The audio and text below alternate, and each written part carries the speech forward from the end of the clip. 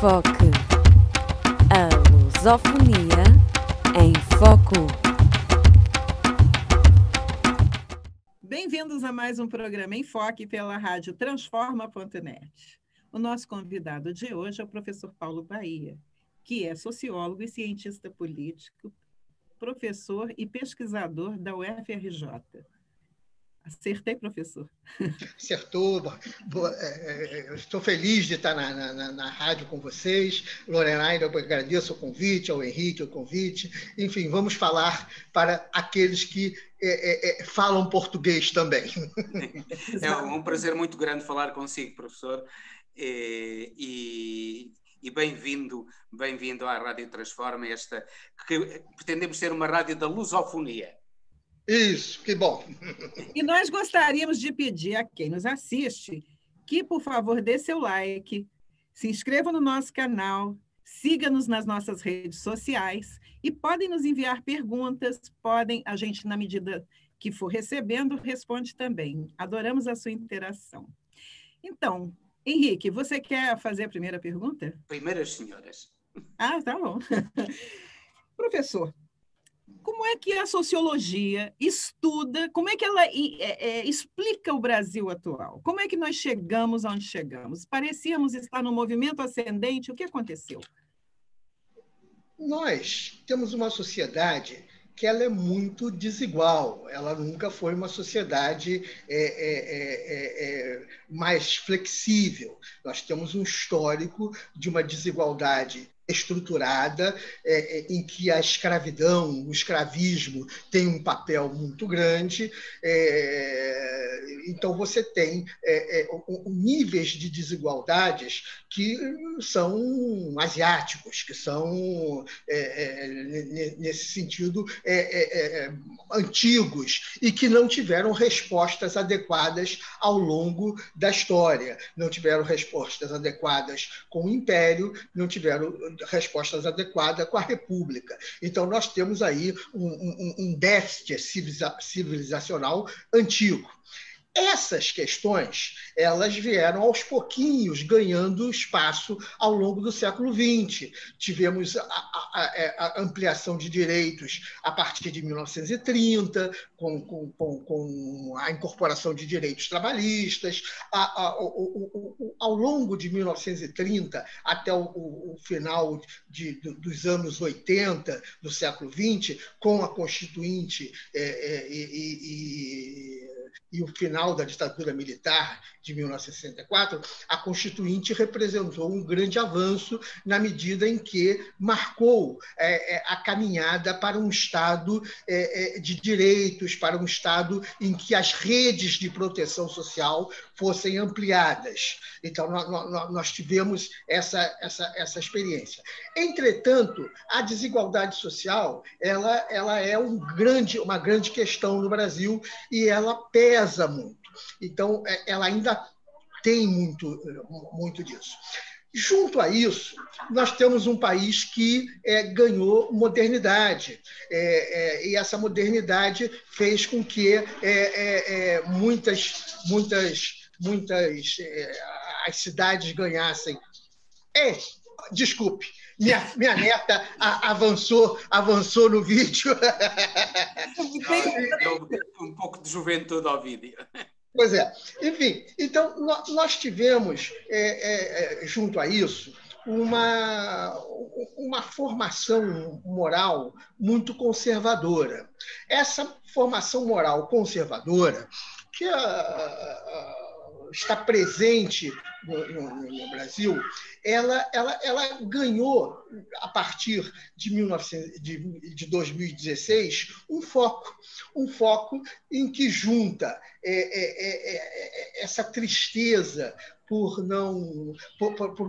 falta de recursos, por falta de empregos, e, ao mesmo tempo, você vivenciar um histórico recente de corrupção, de desvio de recursos públicos. Então, essa mistura fez com que você tivesse um nível de desalento muito grande, e esse desalento muito grande ele fosse canalizado para uma ideia antipolítica, que acabou atropelando as instituições a partir de 2016 e culminou com a eleição de Jair Bolsonaro. Então, a eleição de Jair Bolsonaro, ela representa... o Jair Bolsonaro ele não é eleito pelas coisas trágicas que ele diz, como que os negros casam 15 arrobas, ou que as mulheres devem, se são bonitas, devem ser estupradas. Não é isso que elege o Bolsonaro. O Bolsonaro é eleito dentro de uma combinação que junta esse desencanto com a classe política e um desejo de melhora de vida. Esse desejo de melhora de vida... Então, o Bolsonaro, na verdade, não foi uma escolha pelo sim, foi uma escolha pelo não. Então, votar em Bolsonaro foi uma maneira de rejeitar a todas as outras perspectivas que você tinha, na medida em que essas perspectivas elas não encantavam o eleitor em 2018. Essa fase, me parece que ela tem um período de transição. Quando a gente dá um salto para 2020, com as eleições que aconteceram agora em 2020, e eu quero chamar a atenção que eu não faço um link um vínculo entre as eleições municipais e a eleição para presidente da República. A gente sabe que não existe esse link, essa vinculação. Mas as eleições para os 5.570 municípios brasileiros, eles trouxeram uma novidade interessante, que foi uma novidade da volta à política, da volta à reflexão política, e as escolhas foram de natureza política. Não se pode dizer que Bolsonaro foi derrotado. Não foi. Bolsonaro não foi derrotado nas eleições. Não foi um não a Bolsonaro. Mas foi um sim às pautas de cada cidade, em todas elas. Você pode pegar as cidades mais significativas do Brasil, como São Paulo, que chegou a um final com Bruno Covas e o candidato do PT, o Boulos, os dois discutindo... Aqui na minha cidade, no Rio de Janeiro, nós chegamos a um segundo turno muito disputado, em que o Ciro colocou em xeque não foi um contra Bolsonaro, mas foi um contra a administração Marcelo Crivella, foi um veto a Marcelo Crivella, a gestão de Marcelo Crivella. Que, inclusive, agora foi preso, não é? Foi. Belo Horizonte, com a surpreendente eleição do Calil, com 70% dos votos no primeiro turno, referendando a sua administração, dando um salto para Porto Alegre. Em Porto Alegre, uma disputa entre dois ex-prefeitos e uma deputada estadual que foi candidata a vice-presidente na chapa do Haddad, numa disputa muito acirrada, em que, mais uma vez, era o bem-estar de Porto Alegre e a política de Porto Alegre que estavam no foco. Então, isso me animou porque nós vamos ter, daqui para frente, uma discussão não a partir dos municípios, mas a partir dos movimentos que estão sendo feitos agora pela substituição da direção do parlamento. O presidente da Câmara dos Deputados vai ser substituído dia 1º de fevereiro e o presidente do Senado Federal é substituído no dia 1º de fevereiro. Então, você tem uma movimentação em função de projetos políticos que está bem interessante.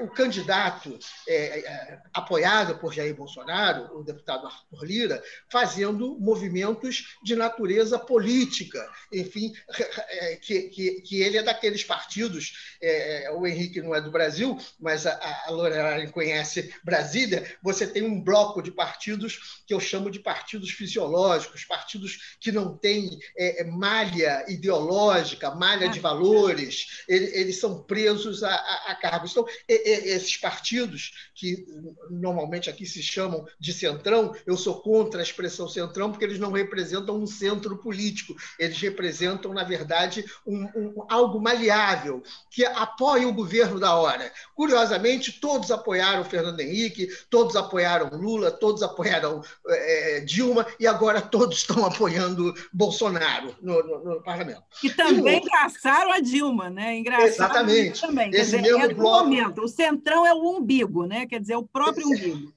Exato. E chamando a atenção para o Henrique, que é de Portugal, esse centrão não é um centro político, tá? Que você tem uma esquerda e uma direita. Em Portugal é mais nítido isso. Aqui não. O centrão é aquele que quer ser governo, seja quem for o governante. Eu anoto essa sua convicção de que estas municipais foram um retorno à política, mas para mim há uma questão muito importante que para mim também, a minha convicção, não sei se devidamente fundamentada, de que o triunfo de Bolsonaro não se deveu só à contestação da política, mas também a um lado positivo, que há uma pretensa defesa da religião. E Bolsonaro foi eleito também pela positiva. Ele apresentou-se como um verdadeiro Messias para defender a religião, para defender, ele dizia, não é? Deus acima de tudo. Como é que é? E Brasil, e Deus acima de tudo. Brasil acima de tudo e Deus acima de todos, né? E Deus acima de todos. Mas a família dele é acima de tudo isso também, né? A família dele acima de Deus, isso é outro problema. Mas a religião foi realmente um grande instrumento para a eleição de Bolsonaro. Não acha que a religião está a desempenhar um papel de contra-política neste momento e de apoio ao poder de Bolsonaro neste momento? Veja, os grupos religiosos que apoiaram Bolsonaro, curiosamente, apoiavam Dilma e apoiaram Lula. Né? São os mesmos grupos. Eu dou o exemplo aqui do prefeito da minha cidade, o Marcelo Crivella, que não conseguiu terminar o seu mandato há 9 dias no final do mandato, porque foi preso por uma determinação judicial. O Marcelo Crivella, que passou a apoiar Bolsonaro a partir de 2018, ele surge na política em 2002, na chapa apoiada por os candidatos apoiados por Lula eram Sérgio Cabral para o Senado e Marcelo Crivella para o Senado. Eles elegem Sérgio Cabral senador e elegem Marcelo Crivella junto com Lula para presidente da República. Então, o primeiro cargo público do Marcelo Crivella é um cargo vinculado diretamente à coligação de apoio à primeira vitória de Lula como presidente da República. Nesse desdobramento, o partido do Crivella era o partido do vice-presidente da República, o José Alencar, que já faleceu, que foi vice-presidente da República por 2 mandatos, nos 2 mandatos de Lula. Passando isso no governo Dilma, Marcelo Crivella foi ministro do governo Dilma até ser candidato a prefeito. E a sua própria candidatura a prefeito em 2016 era uma candidatura que você tinha apoios do governo federal à candidatura de Crivella. Então, quando eu falo isso, é porque se colocou muito no primeiro plano a questão dos evangélicos e da religião recentemente. O que é uma preocupação, porque, na verdade, você tem... São 3 projetos diferentes mas que se combinam, que se coligam. Você tem um projeto tradicional da Igreja Católica no Brasil, que é muito forte, mas que começou a perder densidade popular com o crescimento dos evangélicos. Você tem dois segmentos. Os neopentecostais, né? Porque exato, tem a teologia da prosperidade, que a pessoa que está na pindaíba tende a aderir, não é? Pois é. Tende a achar que é a salvação dela. E, na verdade, essa questão é uma questão que a gente tem estudado com muita cautela, porque as igrejas evangélicas, elas estão presentes onde existe o que eu chamo de nadificação, onde não tem nada. Então, onde é uma miséria absoluta. E elas começam a atuar como grupos de fortalecimento de autoestima. Então, é aquela pessoa que não tem nada, eles acolhem, é aquela pessoa que é a mulher que é espancada, eles acolhem, é o alcoólatra, o viciado em crack, que eles acolhem, e, enfim, então, eles estão nessa ponta. E, ao estar nessa ponta, eu tenho chamado a atenção, Henrique, que nós não devemos fazer uma apartação deles. Nós devemos ter com a política de estabelecer algumas conexões, porque o crescimento das igrejas neopentecostais e pentecostais nas áreas mais pobres de todo o Brasil é muito grande. Então, você pega cidades como São Paulo, Belo Horizonte, Rio, Porto Alegre, Recife, Fortaleza, que são cidades com mais de 1 milhão de habitantes, cidades muito densas, você tem uma presença muito grande deles. Qual é a preocupação que você tem que ter? É que existem grupos da elite evangélica que são grupos que resgatam uma ideia calvinista, o termo é o calvinismo clássico mesmo, a ideia de uma cosmovisão cristã, e essa cosmovisão cristã ela está presente no Estado, ela formatar as políticas públicas e as ações do Estado. Quando eles trabalham nisso, há uma coligação no Congresso Nacional entre a bancada evangélica e a bancada católica, que se juntam e aí aprovam, não deixam aprovar leis de proteção à mulher em relação à gestação, trabalham na questão de pressionar as escolas por um currículo religioso, enfim. Então, essa é uma preocupação que nós temos que ter, e ela já estava presente nos últimos anos. Com o governo Bolsonaro, ela ganhou o primeiro plano. Ela estava presente, mas, de certa forma, controlada no governo Fernando Henrique, no governo Lula, no governo Dilma. Mas eles saltam dessa participação coadjuvante para uma participação ativa, que eles estão comandando o Ministério da Educação. Eu acho que até mais, né? Como protagonista, muitas vezes. Exatamente, como protagonista. Eles passam a determinar até o currículo, não é? E até a inventar coisas, não é? Exatamente. Agora, nessa linha ainda, eu queria lhe pedir desculpa por lhe interromper, mas eu queria que o senhor falasse também, quando eles passam a entrar em territórios que são indígenas, que passam a interferir na cultura dos povos originários, aculturando esse pessoal, o dano causado pode ser terrível, pode ser até irreversível, não é? Há um dano de morte. Exatamente. Que quando eu falo morte, morte mesmo. Não é uma morte, não é uma morte simbólica, não. Eu até o interrompo, porque eles têm essas raízes do calvinismo.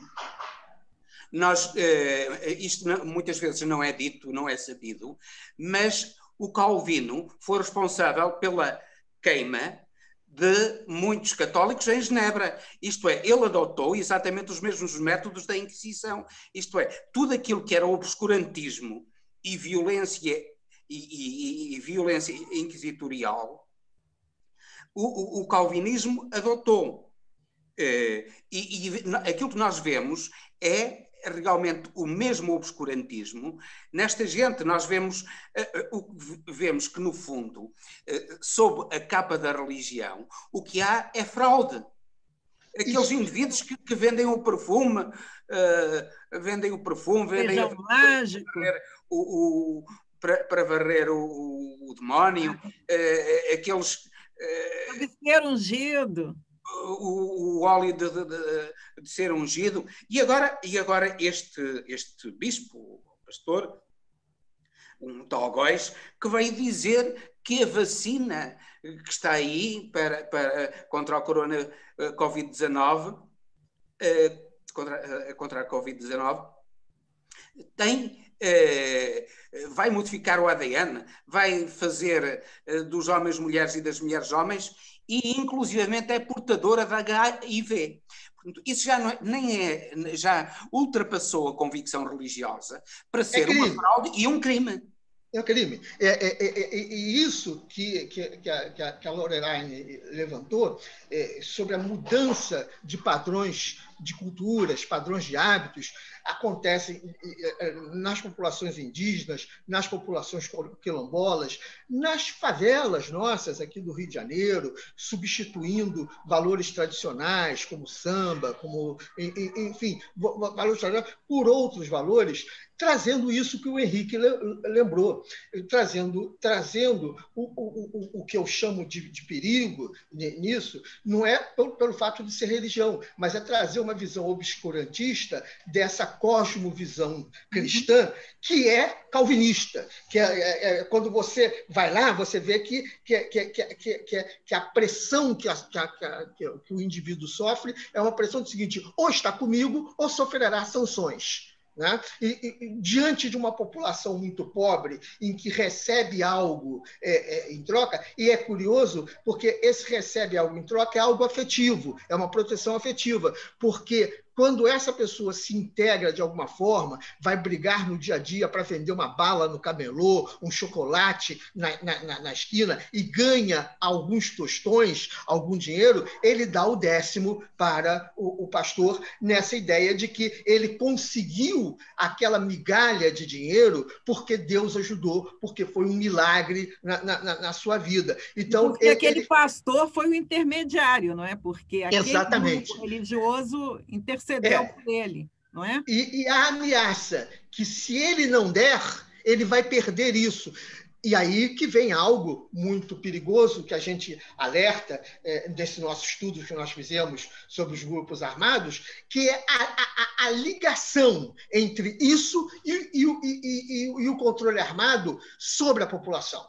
Controle armado que impõe à população, em várias regiões, não poder exercer outras religiões, senão serão punidos, e, ao mesmo tempo, tutelam o dia a dia cotidiano do trabalho, na medida em que as pessoas saem para trabalhar, quando voltam, tem que pagar alguma coisa. É como se fosse um pedágio, tem que pagar. Então, isso é algo que nós temos que enfrentar como uma grande tragédia política que se espalha pelo Brasil, e isso vai contagiando outras regiões. Eu chamo a atenção recentemente para o que aconteceu na Bolívia, que foi a retirada do presidente da Bolívia, que foi por um movimento similar a esse. Era uma junção de milícias religiosas com milícias policiais que pressionaram e tiraram o presidente da República. Enfim, então Lorelai e Henrique, nós temos uma situação muito complexa, mas que não me desanima. Eu gosto sempre de dar um diagnóstico, mas dizer que eu não estou desanimado diante disso. Eu estou animado porque nós temos um potencial muito grande. Agora, esse potencial tem que estar ligado diretamente à ideia de enfrentar a desigualdade social, enfrentar a miséria muito grande. Lorelai foi de Brasília, conhece aquele entorno de Brasília, sabe o que eu estou falando, sabe que você tem ali Brasília, aquele plano piloto maravilhoso, e aquele entorno de 2 milhões de pessoas ali na miséria absoluta na capital do país. Então, essa a questão que eu digo que me anima, é porque começam a se estabelecer pontes reais com esses grupos. E essas pontes reais com esses grupos, você não pode maquiar bem-estar social. Você tem que ter elementos efetivos de redes de proteção social. Eu uso um termo meio antigo, um termo ainda do início do século XX, mas nós temos que ter redes de proteção social. E eu associo isso, só falar um pouquinho mais, eu associo isso também a essa coisa meio esquizofrênica do Brasil, que é a enorme modernização que a gente tem. A gente tem as cidades já com inteligência artificial, já com um processo de digitalização e robotização muito grande, que vai fazer com que a questão da desigualdade social seja pensado nesse outro nível também, porque as novas tecnologias, elas são tecnologias que necessariamente têm que ter proteção social, senão o processo de exclusão aumenta. Exatamente. Sim, mas relativamente ao Brasil e relativamente ao domínio da religião, ao domínio do obscurantismo, é que há aí outra vertente. Não é só o obscurantismo extremamente perigoso, a negação da ciência, a negação da razão, que é tudo isso que eles têm, mas também outra coisa, é que eles drenam uma boa parte da riqueza, é drenada para essa classe que, no fundo, não produz, improdutiva, que são os clérigos, os pastores e os bispos, essa classe de gente que vive toda à custa da religião, que não produz, que não trabalha numa fábrica, que não trabalha num restaurante, que não trabalha na agricultura, não trabalha nada. Trabalha nas igrejas, o trabalho deles é conversar nas igrejas, é ter um discurso anticientífico nas igrejas, todo a favor deles. As pessoas, eles dizem, dá dinheiro, mas o dinheiro não é para o pastor, o dinheiro não é para a igreja, o dinheiro é para Deus, dizem eles. Uhum. O dinheiro é para Deus. Ora,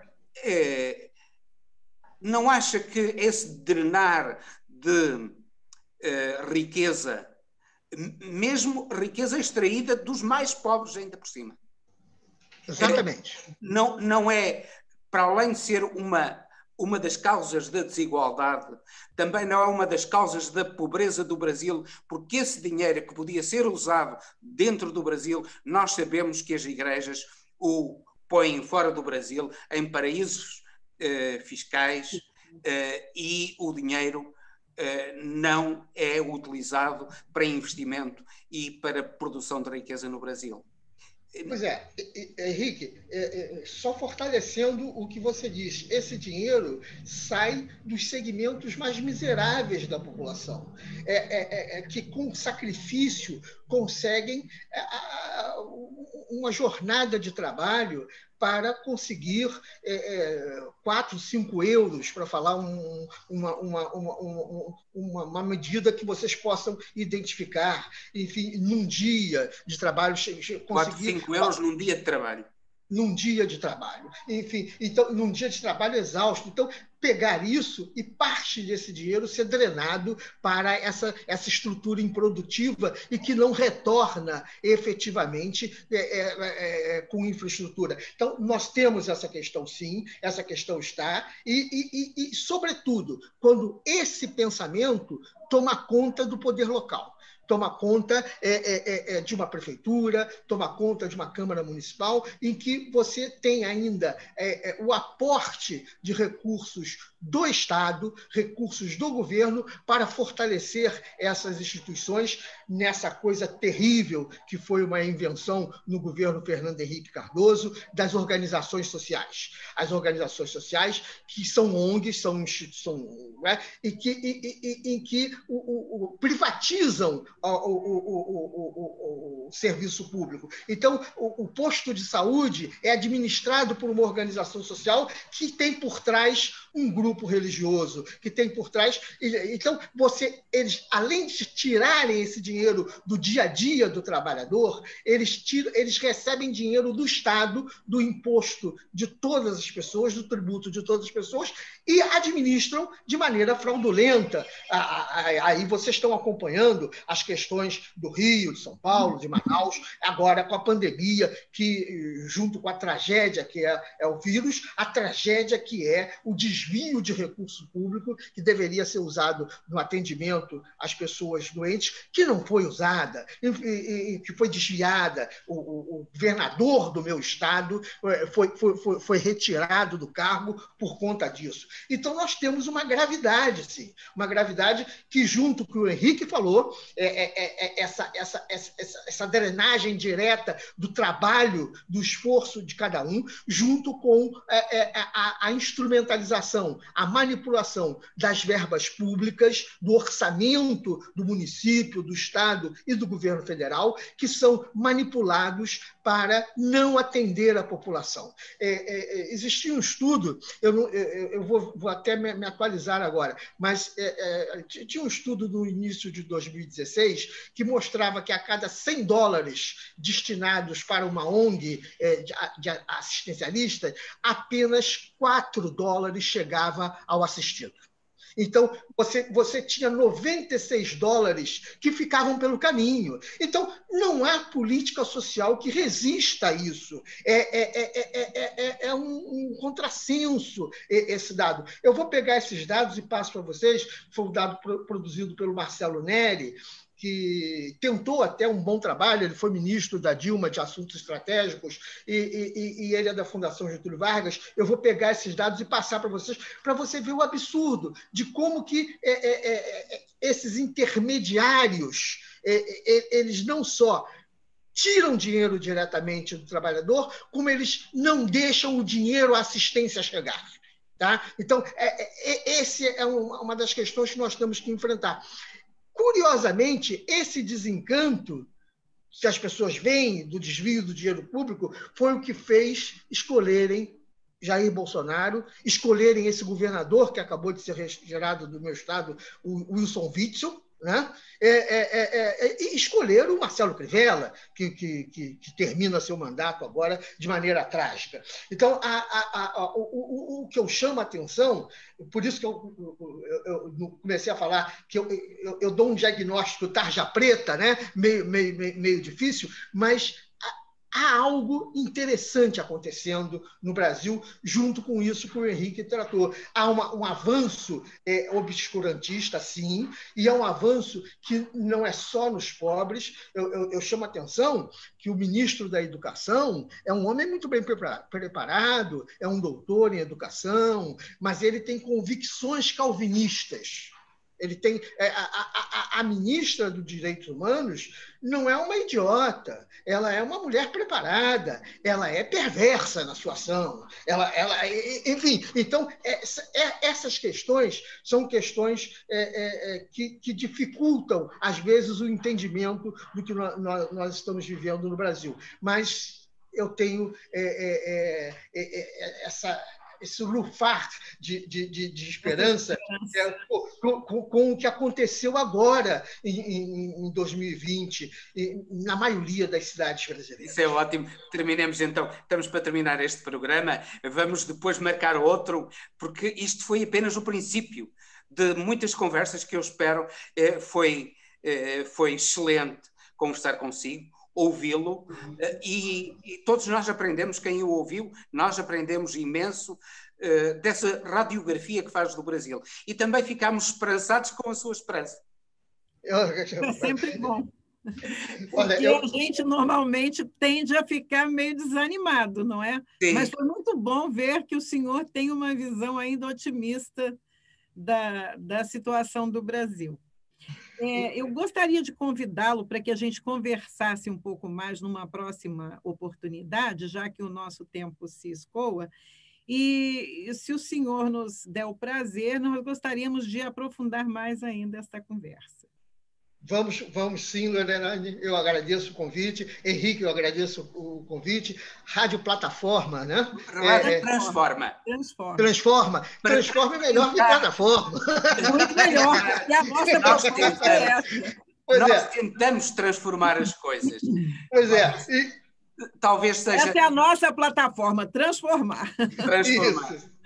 Enfim, vamos falar várias vezes e aquilo que eu conversei fora do ar, vamos trazer outros colegas das várias universidades brasileiras para que a gente amplie e diversifique essa conversa.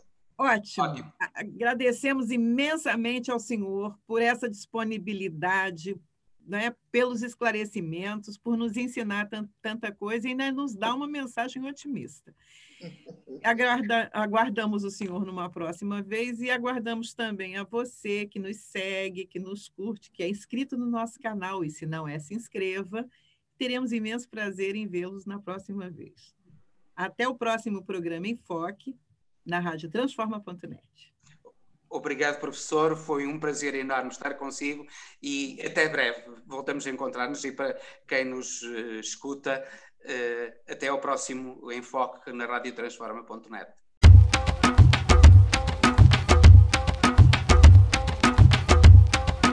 Enfoque.